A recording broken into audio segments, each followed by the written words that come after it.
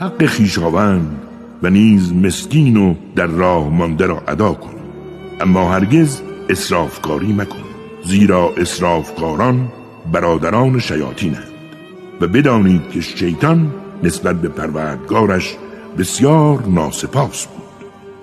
و هرگاه نتوانستی به مستمندان کمک کنی و از آنها روی گرداندی در حالی که خودت انتظار رحمت پروردگارت را داری، لااقل با آنها به بهترین وجه سخن بگو.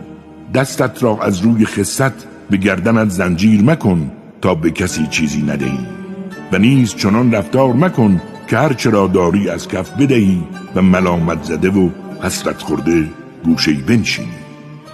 بدان که پروردگارت رزق و روزی هر کس را که صلاح بداند وسعت میبخشد و یا بر او سخت میگیرد. او به موقعیت تمامی بندگانش آگاه و بیناست.